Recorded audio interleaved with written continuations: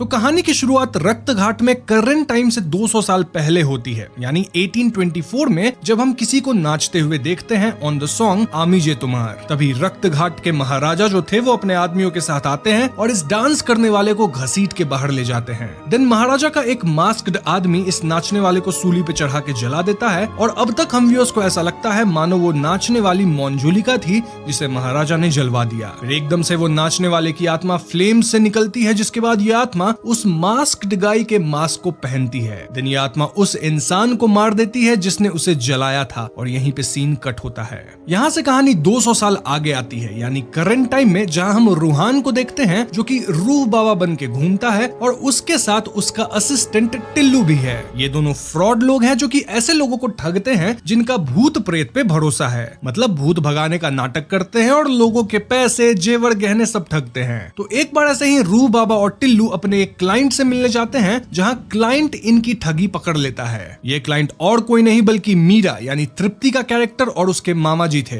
दरअसल मीरा रक्त घाट के राज घराने से थी और उसके यहाँ किसी आत्मा के भटकने की कहानी थी। तो ऐसे में मीरा को एक फ्रॉड बाबा की ही सर्विस चाहिए थी, जैसे अपने रूह बाबा हैं, ताकि वो लोगों को आत्मा भगाने का यकीन दिला सके। इस सर्विस के बदले मीरा रूह बाबा को 1 करोड़ देने का वादा करती है। अब 1 करोड़ सुनते ही रूह बाबा तुरंत रेडी हो जाते हैं और वो मीरा एंड मामा जी के साथ रक्त घाट के लिए निकल पड़ते हैं। अब यहाँ कुछ अजीब बातें थी, लाइक राज घराने से होने के बावजूद ये लोग ट्रेन के जनरल क्लास से जा रहे थे। दिन रक्त घाट पहुँचने पे वहाँ के सारे लोग रूह बाबा यानी रूहान को ही घूरे जा रहे थे। अब राजमहल पहुँच के हमें पता चलता है कि अभी जो करंट महाराज है यानी विजय राज का कैरेक्टर और उनकी रॉयल फैमिली, ये लोग महल में नहीं बल्कि तबेले में रहते हैं। इनफैक्ट ये लोग कुछ ज्यादा ही गरीब हैं, इतने गरीब कि लोग एक टूथपेस्ट को साल भर चलाते हैं और एक रोटी खाने के लिए लड़ाई करते हैं। महाराज का अंग रक्षक फौलाद सिंह है जो कि हमेशा व्हील चेयर पे ही रहता है और क्योंकि महल में शायद मंजुलिका की आत्मा है, इसीलिए इन्हें तबेले में रहना पड़ता है। अब इनकी गरीबी को देख के रूह बाबा के मन में पहला सवाल यही आता है कि मीरा उसे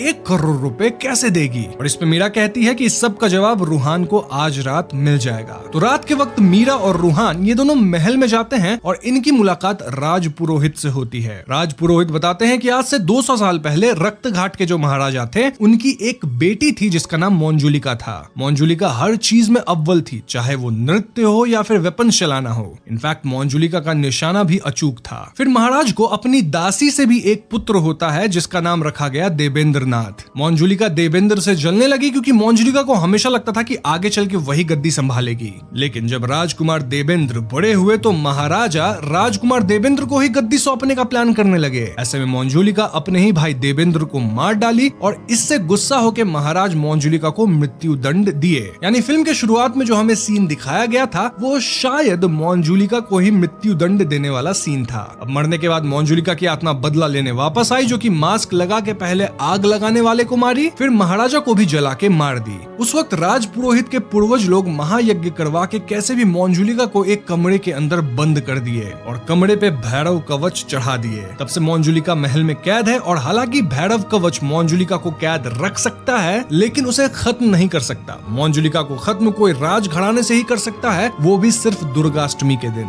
now the twist here is कि रूह बाबा की शक्ल हूबहू राजकुमार देवेंद्र नाथ से मिलती थी। जी हाँ दोस्तों, इसीलिए जब रूह बाबा रक्त घाट आए थे तो गांव के लोग उसे घूर घूर के देख रहे थे और राज पुरोहित के हिसाब से रूह बाबा यानी अपना रूहान शायद राजकुमार देवेंद्र नाथ का पुनर्जन्म है जो कि मंजुलिका के आत्मा को खत्म करने आया है। अब ये सब सुनकर रूहान को बहुत अजीब लगता है। इनफैक्ट रूहान के साथ महल में कुछ असाधारण गतिविधियां भी होती है जिससे वो डरता है, लेकिन तभी मीरा उसे पर्सनली बताती है कि उसे इन पुरानी कहानियों पे यकीन नहीं है। बात ऐसी है कि मंजुलिका के भूत वाली कहानी के कारण कोई भी महल खरीद नहीं रहा और अगर रूहान नाटक करके दुर्गाष्टमी के दिन मंजुलिका की आत्मा को खत्म करने का ढोंग करेगा तो सबको भरोसा हो जाएगा कि मंजुलिका चली गई और फाइनली ये महल बिक सकेगा। इनफैक्ट इस महल की कीमत 1000 करोड़ रुपए है और जब वो रुपए मीरा के परिवार को मिल जाएंगे तो वो रूह बाबा को उसी में से 1 करोड़ दे देगी। बेसिकली ये जो रॉयल फैमिली थी जो कि अब गरीब हो गई है, इनके पास इनका एक महल है जो कि 1000 करोड़ का है जिससे ये लोग वापस अमीर बन सकते हैं। तो प्लान वाज इन मोशन और ऐसे में सभी राज घराने वाले महल में शिफ्ट करते हैं क्योंकि अब रूह बाबा और वी कैन से देवेंद्र नाथ के रीइंकार्नेशन आ गए हैं ना इन्हें बचाने के लिए। गांव वाले भी रूहान का काइंड ऑफ राज्य अभिषेक करने लगते हैं क्योंकि उनके हिसाब से रूहान यहाँ का राजकुमार है। तभी एंट्री होती है बड़े पंडित, छोटे पंडित और पंडिताइन की जो कि क्लेम करने लगते हैं कि रूह बाबा देवेंद्र नाथ का रीइंकार्नेशन नहीं है। और यहाँ थोड़ी कॉमिक सीन्स है जिसके तहत रूह बाबा इन तीनों को उनकी ही बातों में फंसा के, मतलब पुनर्जन्म में खजाना चोरी वाला इल्जाम लगा के अपने नौकर वाला काम दे देते हैं। ये कॉमेडी सब प्लॉट्स इंपॉर्टेंट नहीं है, इसलिए मैं इन्हें इग्नोर करके आगे बढ़ता हूँ। लेकिन एक चीज जो इंपॉर्टेंट है वो ये कि गांव में दुर्गा पूजा का माहौल था और वहाँ जो मंजुलिका के पुतला को जलाया जाता है तो महल में वो कमरा खुल जाता है जिसमें मंजुलिका कैद थी। जी हाँ दोस्तों, ऐसा कैसे हुआ ये तो हम अभी नहीं समझ पाते, लेकिन ऐसा होते ही अगले दिन हम महल पे विद्या बालन के कैरेक्टर को आते देखते हैं जो कि अपना नाम मल्लिका बताती है और वो क्राउन हेरिटेज रिस्टोरेशन कंपनी से आई थी to restore this palace. Ideally company से कोई कौशिक नाम का बंदा इस काम के लिए आने वाला था, लेकिन एंड मोमेंट पे कौशिक लॉन्ग लीव पे चला गया और अब मल्लिका आई है। मल्लिका के आते अजीब चीजें होती है, लाइक रूहान को नाइटमेयर्स आते हैं। देन एक रात रूहान के कमरे की रेडियो अपने आप ऑन हो जाती है, जहां रेडियो से मंजुलिका की आवाज आ रही थी और वो कह रही थी कि वो रूहान को मार डालेगी। देन राजकुमार देवेंद्र नाथ की एक पेंटिंग में अपने आप आग लग जाता है वगैरह वगैरह। इन सब के अलावा मल्लिका भी बहुत सस्पिशियस बिहेव कर रही थी, लाइक चाकू से मक्खी मार गिराना, और इतना अचूक निशाना तो सिर्फ मंजुलिका का ही था। इस सब के दौरान टिल्लू भी रक्त घाट आ जाता है क्योंकि इनके फ्रॉड वाला धंधा पुलिस को पता चल गया था और कोई एसीपी राठौर इनके पीछे पड़ा था। मतलब अब टिल्लू भी रूहान के साथ रक्त घाट में ही रहेगा और रूहान भी यहाँ से भाग नहीं सकता क्योंकि बाहर एसीपी राठौर से पकड़े जाने का खतरा था। खैर उस रात महल में रूहान के साथ काफी असाधारण गतिविधियां होती हैं। इनफैक्ट मंजुलिका वाला कमरा खुल जाता है और वहां से एक भूतिया आकृति चिल्लाने लगती है। इस पॉइंट पे मल्लिका रूहान का हाथ पकड़ के उसे मंजुलिका वाले कमरे में ले जाती है और हम व्यूअर्स देख पाते हैं कि ये काम पंडिताइन का था। जी हाँ दोस्तों, अब तक जितनी भी असाधारण गतिविधियां हुई थी उनके पीछे ये बड़ा पंडित, छोटा पंडित और पंडिताइन थी और यही लोग मिलकर रूहान को डरा रहे थे। अब चाहे पोर्ट्रेट जलना हो, रेडियो में आवाजें आना या कुछ और, सब इन तीनों का ही प्लानिंग प्लॉटिंग था। पर सवाल यह है कि ये तीनों ऐसा कर क्यों रहे थे। दरअसल ये तीनों हल्दी घाट से थे और 2 साल पहले वहां तूफान आने की वजह से अपने रोल्स रॉयस में बैठ के ये लोग रक्त घाट पहुंचे। रोल्स रॉयस कार नहीं, रादर इनके 2 बैल का नाम है, एक का नाम रोल्स और दूसरे का नाम रॉयस। तो तब से ये तीनों इस महल में रहने लगे और उस टाइम पे भी मंजुलिका वाला दरवाजा ऑलरेडी खुला ही हुआ था। तीनों उसी कमरे में रहने लगे और जिंदगी भर इसी जगह पे रहने का इनका प्लान था। इनफैक्ट ये लोग मंजुलिका वाले कमरे को वापस सील किए ताकि किसी को शक न हो कि ये लोग यहाँ रहते हैं। लेकिन रूहान के आने के बाद तो कमरा खुल जाता और इनका भांडा फूट जाता, इन्हें महल से निकाल दिया जाता। इसीलिए ये तीनों मिलकर रूहान को डरा रहे थे ताकि रूहान यहाँ से भाग जाए। लेकिन मल्लिका के कारण इनका पोल खुल चुका था। सो बेसिकली वापस से यही नैरेटिव सेट हो गया कि महल में कोई भूत नहीं है। और ऐसे में रूहान प्लान्स कि वो दुर्गाष्टमी तक वेट नहीं करेगा, रादर कल ही गांव वालों के सामने कमरा खोल के मंजुलिका के भूत को भगा देने का नाटक करेगा। यहाँ वो मंजुलिका की एक्टिंग मल्लिका को करने कहता है। बस फिर क्या था, अगले दिन पूरे गांव के सामने ये नाटक किया जाता है। ऑल्दो मल्लिका कुछ ज्यादा ही बढ़िया एक्टिंग कर रही थी मंजुलिका की। इन द एंड रूहान सबसे कह देता है कि मंजुलिका की आत्मा खत्म हो गई है और महल अब सेफ है। ये खबर राज पुरोहित तक पहुंचती और Raj Purohit was not happy at all. जो भी हो, अब महल को खरीदने वाले लोग भी आएंगे ही, लेकिन रिस्टोरेशन के वक्त एक दीवार टूटती है जिसके पीछे एक सीक्रेट पैसेज था। इस पैसेज के अंदर जाने पे एक खुफिया तहखाना जैसा कुछ तो आता है जहां एक और द्वार थी जो कि भैरव कवच से ही लॉक्ड थी। जी हाँ दोस्तों, दिस वाज अनदर ट्विस्ट और राज पुरोहित कहते हैं कि दुर्गाष्टमी से पहले इस दूसरे द्वार को तो किसी भी हाल में नहीं खोलना है और तब तक राज पुरोहित रक्त घाट के ग्रंथालय जाके इसके बारे में ज्ञान लेके आएंगे कि ये दूसरा दरवाजा कैसे है और किसका है। अब इस दूसरे दरवाजे से प्रॉब्लम ये थी कि अगर इसके बारे में बायस को या फिर गांव वालों को पता चलता तो वापस महल नहीं बिकता। इसलिए रूहान करंट महाराजा को भड़का के मनवा लेता है कि ये लोग आज रात ही दूसरा दरवाजा भी खोल देंगे। बस फिर क्या था, देर रात रूहान महाराजा की उपस्थिति में दूसरा दरवाजा भी खोल देता है और ऐसा करते ही दरवाजे के अंदर से कौवे निकल के महल के ऊपर मंडराने लगते हैं। अब तक राज पुरोहित भी पुस्तक वगैरह से ज्ञान लेके यहाँ आ गए थे और वो इस दरवाजे के खुलने से बहुत ही ज्यादा क्रोधित थे। राज पुरोहित बताते हैं कि असल में 200 साल पहले रक्त घाट के महाराज की एक नहीं बल्कि 2 बेटी थी। एक का नाम मंजुलिका और दूसरी वाली का नाम अंजुलिका। जी हाँ, अंजुलिका भी मंजुलिका से कुछ कम नहीं थी और अब जबकि दूसरा दरवाजा खुल गया है तो प्रलय आना निश्चित है। इसी के पैरेलल में हम माधुरी दीक्षित के कैरेक्टर को देखते हैं जो कि अब महल की तरफ आ रही थी। यहीं पे इंटरवल हो जाता है। अब इंटरवल के बाद हमें 200 साल पुराना सीन दिखाया जाता है जहां मंजुलिका और अंजुलिका दोनों दरबार में नृत्य कर रही थी।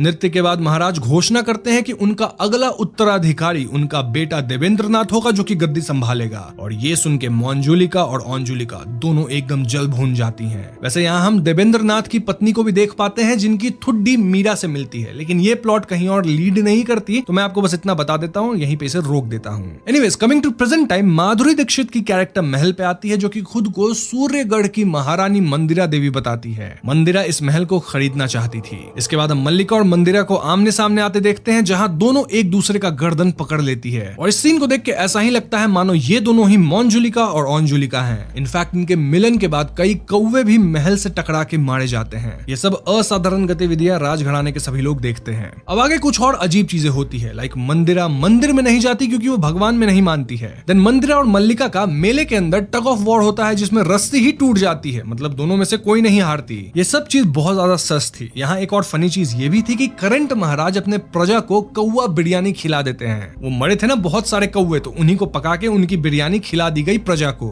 एंड एक्टर भी वही सेम विजय राज हैं, जो कि रन मूवी में थे, तो यहाँ शायद वही पैरेलल ड्रॉ किया गया है। अब आगे कुछ और कॉमिक सीन्स हैं, लाइक रूहान से कहा जाता है कि तुम्हारा काम हो गया, तुम 1 करोड़ का चेक लेके निकल लो। लेकिन रूहान यहाँ लड़की की आवाज निकाल के करंट महाराज जो है उन्हें विश्वास दिला देता है कि उसके शरीर में उनके पत्नी की आत्मा है, जो चाहती है कि रूहान और मीरा का विवाह हो जाए। सब मान भी जाते हैं, इंक्लूडिंग मीरा, क्योंकि अब तक मीरा और रूहान एक दूसरे को चाहने भी लगे थे। इस सब के बीच पंडित ट्रियो को मंजुलिका की एक तस्वीर मिलती है, लेकिन इससे पहले मीरा वो तस्वीर देख पाती, मल्लिका तस्वीर के चेहरे पे पेंट गिरा देती है ताकि चेहरा पता ही ना चल सके। ऐसे में मीरा इस तस्वीर को रीस्टोर करवाने शहर भेज देती है। फिर एक असाधारण गतिविधि ये होती है कि मामा जी पे एक शाही ड्रेस हमला कर देती है और सीन ऐसा दिखाया जाता है मानो ये हमला मंदिरा या फिर अंजुलिका करवाई है। खैर, आगे मंदिरा 1000 करोड़ में ये महल खरीदने के लिए तैयार हो जाती है, लेकिन उसकी शर्त ये थी कि वो दुर्गाष्टमी के दिन ही डील क्लोज करेगी, एज वो शुभ दिन है। पर मंदिरा पहले तो ये बोली थी कि वो भगवान में नहीं मानती, तो अब दुर्गाष्टमी को शुभ दिन कैसे मान रही है? ये दोनों स्टेटमेंट बहुत कॉन्ट्राडिक्टिंग हैं। अब दुर्गाष्टमी 2 दिन बाद था और 2 दिन तक इस भूतिया महल में रहना काफी मुश्किल था, क्योंकि राजघराने में लोगों को पता चल गया था कि यहाँ भूत अब भी है। ये लोग कैसे भी जल्दी से महल बेचना चाहते थे, और तभी सीन में एंट्री होती है एक विकी खन्ना नामक कैरेक्टर की, जो कि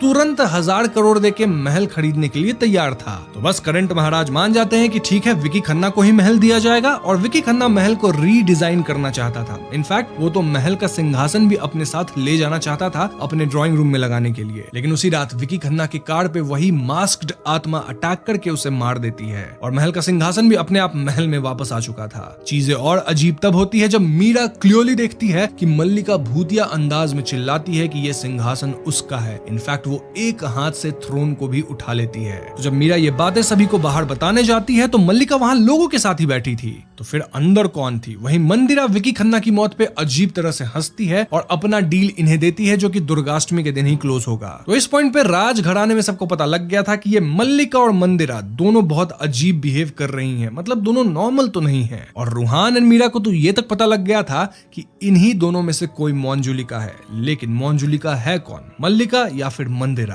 खैर, इसके बाद रूहान को नाइटमेयर्स भी आते हैं, जहां मल्लिका और मंदिरा बहनों की तरह खेल रही थी और दोनों ही खुद को मंजुलिका बता रही थी। देन रूहान को मास्क्ड घोस्ट भी दिखती है। इनफैक्ट उसे तो अपने कमरे में मीरा भी दिख जाती है, जो कि अजीब तरह से हंसती है। इस पॉइंट पे रूहान को मीरा पे भी शक होने लग गया था, इसलिए रूहान अगले ही दिन यहाँ से भागने की सोचता है। वहीं पैरेलल में पंडित ट्रियो को विकी खन्ना का भूत डराता है, जो कि अगेन उस मास्क्ड घोस्ट का ही एक भ्रम और चाल था। कमिंग टू रूहान, वो टिल्लू को लेके यहाँ से भागने की कोशिश जरूर करता है, लेकिन घूम फिर के वो महल ही पहुंच जा रहा था। पंडित ट्रियो भी अपने रोल्स रॉयस में भागने की कोशिश करते हैं, लेकिन वो भी घूम फिर के महल ही पहुंच जा रहे थे। इनफैक्ट इस भाग दौड़ में छोटा पंडित खाई में गिर जाता है। तो अब दुर्गाष्टमी में सिर्फ 1 दिन बचा है, और इस पॉइंट पे राज पुरोहित एक दैवीय तेल लेके आते हैं। राज पुरोहित रिवील करते हैं कि उन्हें रूहान का सच पता है, यानी ये पता है कि रूहान एक ढोंगी रूह बाबा बन के लोगों को ठगता है। लेकिन राज पुरोहित को पूर्वजों की कही बात में भी भरोसा है, जिसके अनुसार राज घराने का ही कोई पुनर्जन्म लेगा और वही आगे मंजुलिका को हमेशा के लिए खत्म करेगा। इसलिए पुराने समय की तरह राज पुरोहित महायज्ञ करने की सोच रहे थे, और इस दैवीय तेल से एक बार फिर मंजुलिका को कैद करने का प्लान था। वहीं जो मंजुलिका की पेंटिंग थी ना, जिसपे मल्लिका पेंट गिरा दी थी, वो भी दुर्गाष्टमी के दिन ही रिस्टोर हो जाएगी, और तब असली मंजुलिका का पता लग ही जाएगा। यहाँ एक कॉमेडी सीन ये थी कि जो बड़ा पंडित और पंडिताइन थी ना, वो दैवीय तेल को अपने बाल में लगा लिए थे ताकि उनके जू मर जाए। इसी सब के दौरान मीरा अजीब तरह से पजेस होकर खुद को जलाने की कोशिश करती है, लेकिन रूहान किसी तरह मीरा को उसके होश में लाके उसे बचाता है। मीरा बताती है कि पजेस होने से पहले वो मंदिरा के साथ बैठी थी। तो दुर्गाष्टमी आ चुकी थी, और इस पॉइंट तक रूहान वाज फेड अप, और वो सीधा सीधा मंदिरा को कन्फ्रंट करने जाता है। वो मंदिरा पे मंजुलिका होने का इल्जाम डालता है कि तभी सीन में मल्लिका आती है जो कि मंदिरा पे हमला कर देती है। वो एकदम सुपरनैचुरल वे में उड़ती है, देन एक खंभे पे चढ़ जाती है जहां वो मंदिरा को भी बाल पकड़ के ऊपर ले जा चुकी थी। मल्लिका चिल्ला के कहती है आमी मंजुलिका और वो मंदिरा को पटक देती है।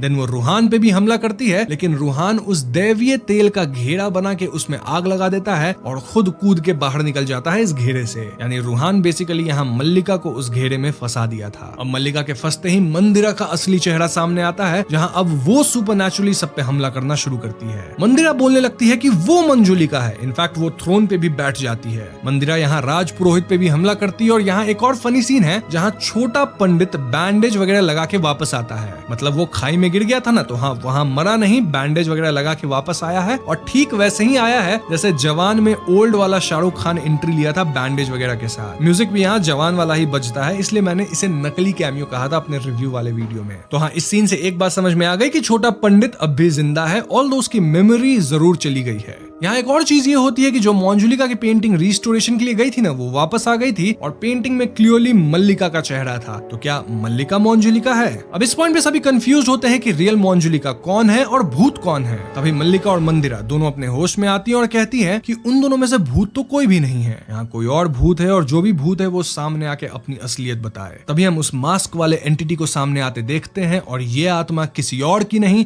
बल्कि राजकुमार देवेंद्र नाथ की थी। जी हाँ दोस्तों, ये था कहानी का सबसे बड़ा ट्विस्ट, जहां हम जान पाते हैं कि पूरे फिल्म में आत्मा एक्चुअली में देवेंद्र नाथ की थी, ना कि मंजुलिका की। लेकिन ये सब हुआ कैसे?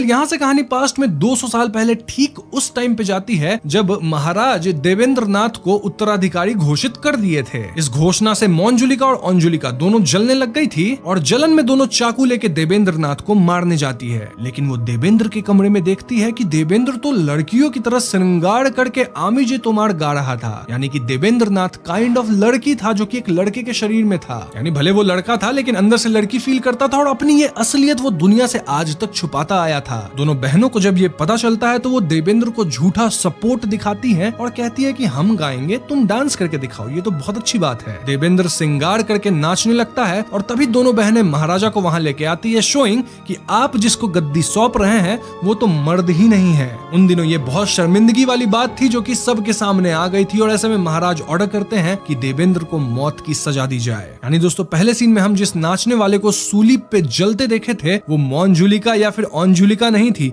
बल्कि देवेंद्र था। महाराज यहाँ अपनी दोनों बेटियों को भी सजा देते हैं क्योंकि ये दोनों पर्सनली भी अपने पिता को ये सब बता सकती थी, लेकिन गद्दी की लालच में वो सब के सामने ये सब लेके आ गई। तो हाँ, महाराज के हिसाब से उनके तीनों जो बच्चे हैं, अंजुलिका, मंजुलिका एंड देवेंद्र, तीनों में से गद्दी के लायक कोई नहीं है। देवेंद्र तो मर ही गया और अब महाराज इन दोनों को देश निकाला दे दिए, यानी मंजुलिका और अंजुलिका को। अब महाराज यहाँ खुद ही झूठी कहानी गढ़ है जिसके हिसाब से वो ये बता दिए कि मंजुलिका देवेंद्र को मार दी तो उसे सूली पे जलाया गया और अंजुलिका का तो नाम ही इतिहास से मिटा दिया गया ताकि आगे किसी को अंजुलिका के बारे में पता ही ना हो। तो मरने के बाद देवेंद्र ही मास्क वाला आत्मा बन के बदले की भाव में महाराजा को मारा। फिर राज पुरोहित के पूर्वज लोग महायज्ञ करके दैवीय तेल का इस्तेमाल करके देवेंद्र को कैद किए थे कमरे में भैरव कवच चढ़ा के। अब आप पूछ सकते हैं कि 2 कमरा क्यों था, मतलब 2 कमरे पे भैरव कवच चढ़ा हुआ था ना।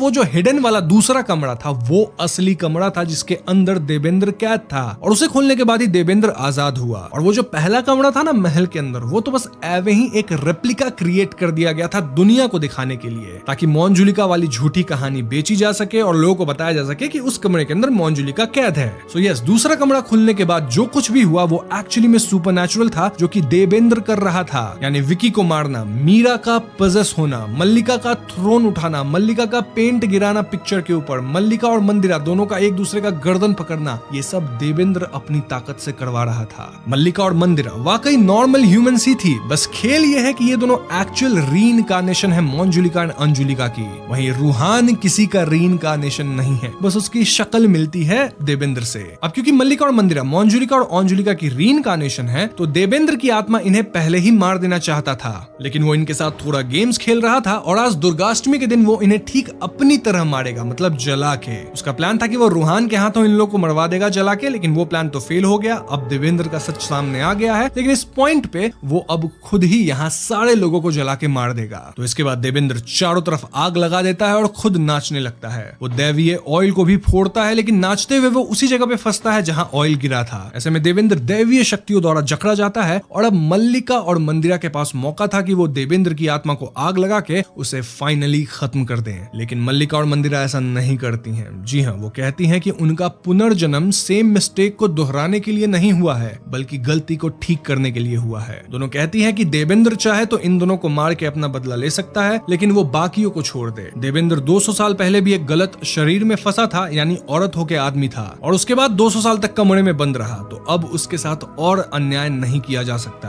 अपनी रीइंकार्नेटेड बहनों का प्यार मिलते ही देवेंद्र इमोशनल होता है, और ऐसे भी देवेंद्र को कभी गद्दी चाहिए भी नहीं थी। उसे तो बस नृत्य करना था और अपनी बहनों का प्यार उसे चाहिए था, जो कि अब उसे मिल रहा था। इसलिए देवेंद्र रोता है और उसके आंसू गिरते ही उसे मोक्ष की प्राप्ति हो जाती है। सो फाइनली देवेंद्र की आत्मा चली गई, और देखा जाए तो पूर्वजों ने जो कहा था वही हुआ, यानी राजघराने के लोग ही इस शाप को खत्म किए। देवेंद्र को जला के नहीं, बल्कि उसकी फीलिंग्स को समझ के। और रूहान राजघराने का नहीं है, यानी वो खत्म नहीं किया, बल्कि मल्लिका और मंदिरा ये सब खत्म की, जो कि मौनजुलिका और ओंजुलिका की रीइंकार्नेशन है। यहीं पे फिल्म खत्म होती है। अब क्रेडिट से पहले कुछ और सीन्स है जहां हमें थोड़ी और एक्सप्लेनेशंस दी जाती है। जैसे मल्लिका एक नॉर्मल ह्यूमन है जिसे बचपन से ही इस महल का सपना आता था, इसलिए वो महल वगैरह को रिस्टोरेशन करने का काम शुरू की, और जब उसे इस महल पे काम करने का मौका मिला अपनी कंपनी द्वारा, तो वो इसे गंवाना नहीं चाहती थी। फॉर्चुनेटली कौशिक, जो कि ओरिजिनली इस महल पे रिस्टोरेशन का काम करने वाला था, वो गोवा चला गया ऑन ए लॉन्ग लीव। तो ऐसे में मल्लिका को ये काम मिल गया। Now coming to Mandira, well वो भी नॉर्मल ह्यूमन है, और उसका ओरिजिनल नेम मंदिरा नहीं है, rather she is none other than ACP Rathore. जी हाँ दोस्तों, वही एसीपी जो कि रू बाबा और टिल्लू के फ्रॉड वाले धंधों के पीछे पड़ी थी, और उनका पीछा करते ही वो यहाँ पहुंची थी। यहाँ पहुंच के वो मंदिरा होने का नाटक कर रही थी टू कैप्चर देम। जो भी हो, विधि का विधान ऐसा था कि दोनों रीइंकार्नेटेड बहनें यहाँ सही समय पे आके